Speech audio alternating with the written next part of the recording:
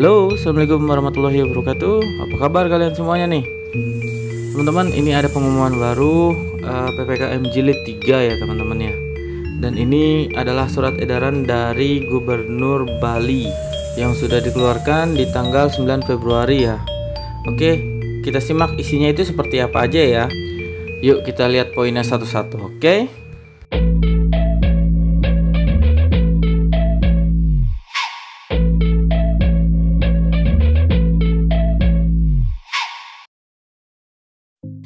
Oke, jadi ini surat edaran jilid 3. Ini tentang pemberlakuan pembatasan kegiatan masyarakat atau yang disebut PPKM berbasis desa atau kelurahan dalam tatanan kehidupan era baru di Provinsi Bali nih. Jadi intinya aja udah berbasis desa ya teman-teman. Itulah yang disebut PPKM mikro teman-teman. Oke lanjut, ini untuk berdasarkan itu nggak usah dibaca ya. Kita langsung aja memperhatikan itu kenapa. Yang pertama itu masih tingginya penularan COVID-19 di Bali. Oke. Dan yang kedua itu perlunya bagi semua pihak untuk menjaga kesehatan, kenyamanan, keamanan, dan keselamatan bagi masyarakat Bali, teman-teman. Next, memberlakukan ketentuan tentang pemberlakuan pembatasan kegiatan masyarakat berbasis desa atau kelurahan dalam tatanan kehidupan era baru Provinsi Bali sebagai berikut nih. Yang pertama, PPKM berbasis desa atau kelurahan di kota atau kabupaten sebali itu ditentukan berdasarkan peta zonasi COVID-19 tingkat desa atau kelurahan yang ditetapkan oleh bupati atau wali kota sebali. Yuk lanjut, poin yang kedua itu penerapan PPKM berbasis desa kelurahan masing-masing sektor dengan ketentuan. Nah ini poin nomor 2 banyak banget ya. Apa sih namanya rincian-rinciannya nih? Saya ringkas saja ya. Yang A itu perkantoran itu kerja work from office maksimal 50%. Yang sebelumnya itu kan cuma 25, sekarang 50. Poin B mengutamakan bekerja work from home ya, bekerja dari rumah bagi pegawai yang bertempat tinggal di luar wilayah kabupaten atau kota keberadaan kantor. Yang poin C ini untuk anak sekolah sama guru itu tetap daring atau secara online. Poin yang D itu untuk sektor esensial seperti kesehatan, bahan pangan, makanan, minuman, keuangan, perbankan, dan berkaitan dengan kebutuhan pokok masyarakat tetap beroperasi 100% dengan pengaturan jam operasional, pengaturan kapasitas, penerapan protokol kesehatan secara lebih ketat. Dan poin E, kegiatan di restoran atau rumah makan, warung sejenisnya untuk layanan di tempat dilaksanakan maksimal 50% saja dari kapasitas normal. Dan layanan melalui pesanan antar atau dibawa pulang tetap diizinkan sesuai dengan jam operasional maksimal jam 9 waktu Indonesia Tengah dengan menerapkan protokol kesehatan secara ketat.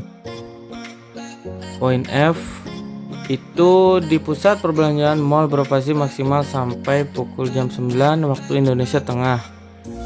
Oke. Terus kegiatan di pasar tradisional dilaksanakan dengan pengaturan sirkulasi dan jarak pengunjung serta beroperasi maksimal sampai pukul 9 malam juga waktu Indonesia Tengah ya, dengan menerapkan protokol kesehatan secara lebih ketat. Jadi semuanya dipukul rata, itu tutup jam 9 malam loh teman-teman. Mau warung, mau pasar, mau mall yang di pinggir jalan itu semua maksimal jam 9. Oh iya, tadi di daerah tempat saya tinggal itu di jalan raya itu ada pecalang yang udah ngumumin ya. Dia pakai mobil gitu, pakai mobil pecalang, diumumkan jam 9 tutup, jam 9 tutup, seperti itulah.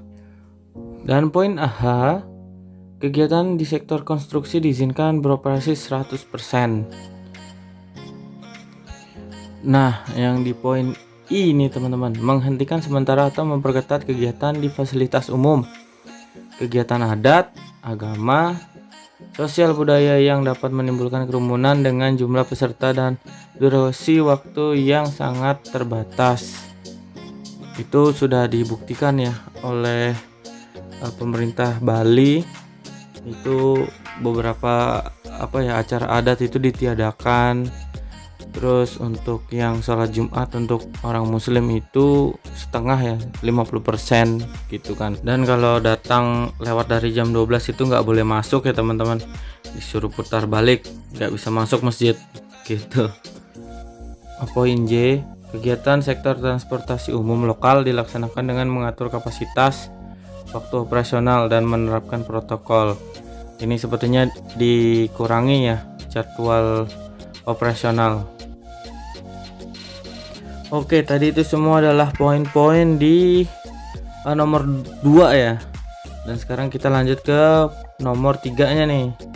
Setiap orang, pelaku usaha, pengelola, penyelenggara, atau penanggung jawab tempat dan fasilitas umum yang melaksanakan aktivitas berkewajiban melaksanakan protokol kesehatan yang telah ditetapkan. Yang pertama, A. Menerapkan pola hidup sehat dan bebas COVID-19 dengan melakukan 6M sekarang nih. Makin banyak M-nya nih teman-teman. Memakai masker standar dengan benar, mencuci tangan, menjaga jarak, mengurangi bepergian, meningkatkan imun, dan mentaati aturan. Itu 6M. Hafal nggak kalian teman-teman? Yang B itu tidak boleh berkerumun.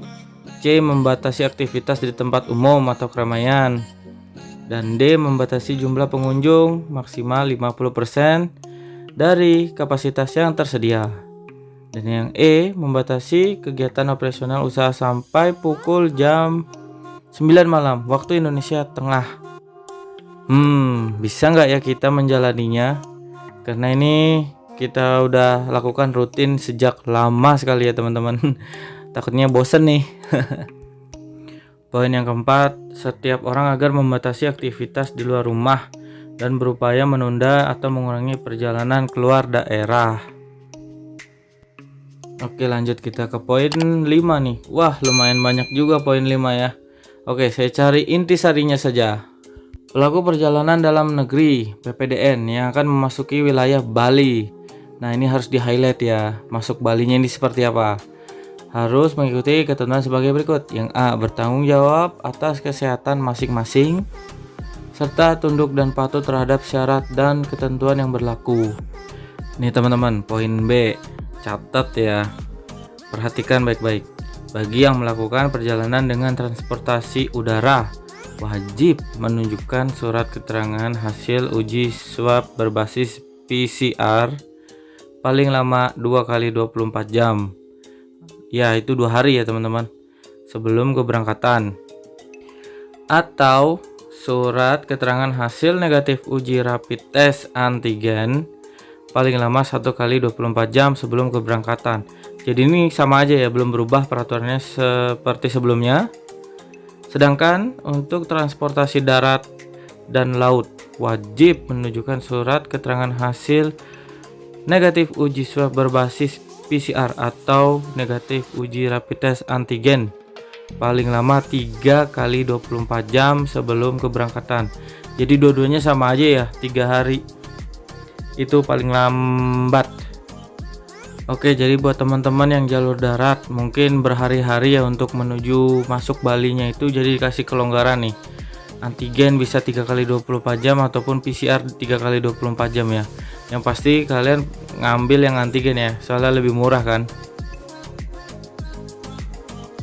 C.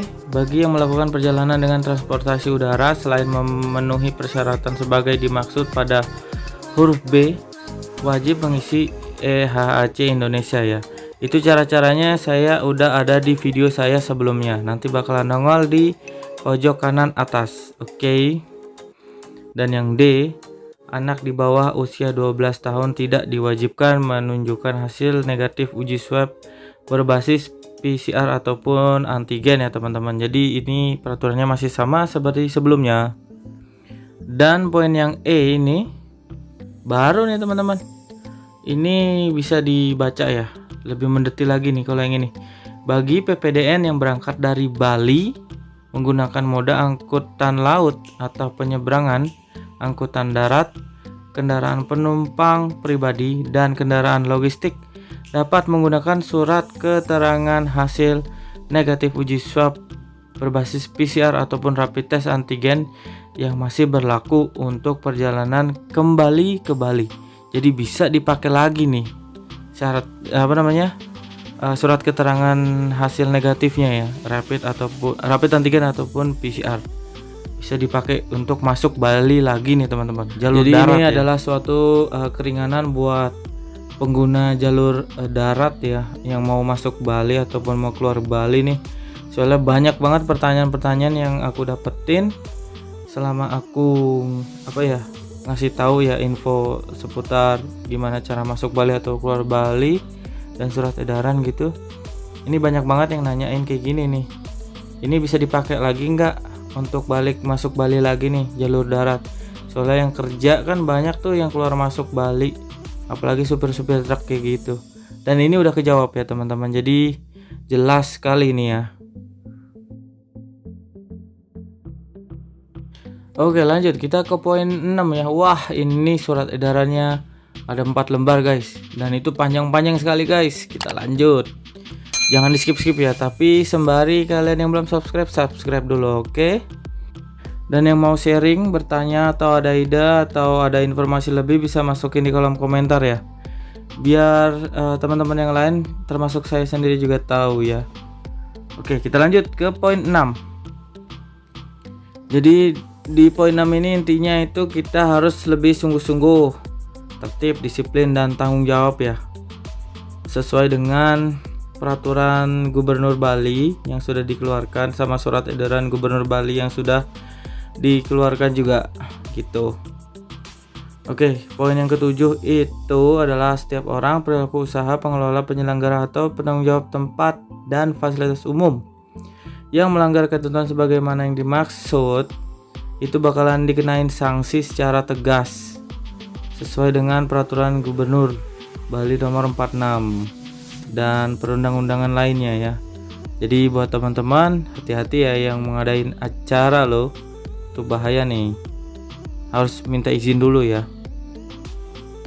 Dan yang poin 8 itu adalah ditujukan kepada perbekal atau lurah ya, bersinergi dengan desa adat agar ini membentuk Satgas Gotong Royong penanganan COVID nih. Jadi itu bakalan di setiap kampung ataupun di komplek-komplek itu ada panitianya ya, ada satgasnya nih gitu. Jadi buat kalian jangan sembarangan ya pakai masker. Yang tadi yang 6M itu harus dijalankan, karena ini ada orang lihat pas dilaporin nanti kena sanksi gitu. Dan kalau sebelum ini dibuat, nanti yang menanggung jawab itu adalah PPKM berbasis desa atau kelurahan, itu ditangani oleh relawan desa atau kelurahan ya, dan Satgas Gotong Royong pencegahan COVID. Terus yang poin yang terakhir yang di nomor 8 itu adalah mengaktifkan pos komando atau posko. Itu nanti bakalan kalian kalau di Bali itu bakalan nemuin posko-posko itu di jalan-jalan besar juga ada, nanti di desa-desa juga ada ya. Ada posko di situ, ada pecalang juga situ. Jadi kalian harus hati-hati. Intinya kalau kalian nggak mau ditegur ataupun dihukum, ikutin apa yang dianjurkan pemerintah yang ada di SE ini ya. Yang kalian lihat dari tadi itu kalian harus patuhin. Kalau sudah dipastikan kalian nggak bakal ditegur ataupun dihukum ya. Jadi aman. Oke, kita lihat poin selanjutnya nih. Poinnya banyak banget teman-teman. Ini poin 9 itu ditujukan kepada wali kota dan bupati se-Bali ya, untuk membentuk posko gotong royong penanganan COVID-19 nih. Untuk yang nomor 10 itu ditujukan kepada bupati dan wali kota juga ya, untuk meningkatkan jumlah dan jangkauan tracing dan testing serta treatment melalui peningkatan kapasitas dan kualitas pelayanan kesehatan. Poin yang ke-11 itu masih sama, yang ditujukan kepada bupati dan wali kota agar membuat peraturan yang lebih detail dan spesifik tentang pemberlakuan pembatasan kegiatan masyarakat berbasis desa atau kelurahan pada wilayah masing-masing gitu.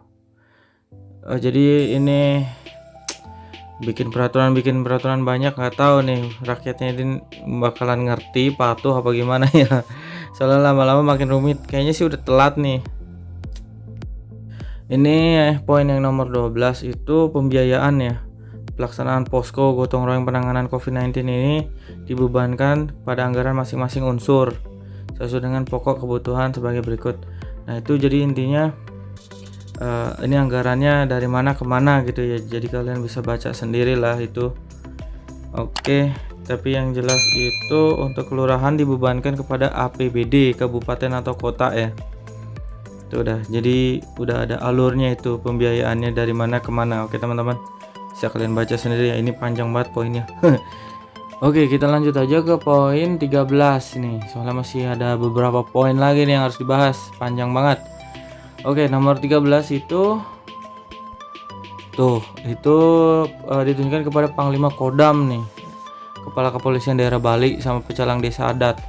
Itu untuk melakukan operasi penegakan disiplin yang lebih intensif, masif dan tegas. Ayo loh.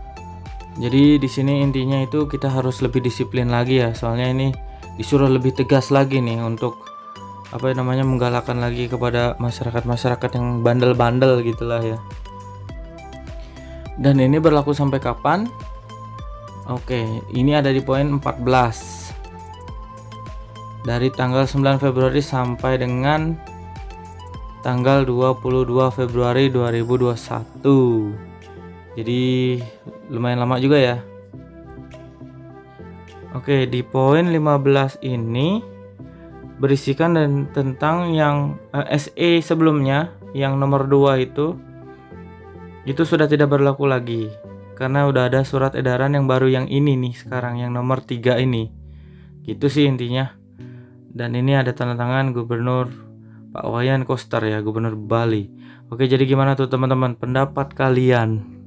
Surat edarannya makin diperinci ya. Jadi kan banyak tuh pertanyaan dari masyarakat ya, yang sudah terjawab di SE yang terbaru. Karena di SE yang sebelum-sebelumnya itu masih banyak, dalam artian pertanyaan ya, masih rancu lah. Sekarang sudah mulai sedikit lebih jelas, oke. Tapi lebih sadis juga ya, lebih disiplin, lebih digalakkan lagi gitu kan intinya di dalam surat gubernur yang terbaru ini. Oke teman-teman, jadi gitu aja, semoga bermanfaat buat kalian.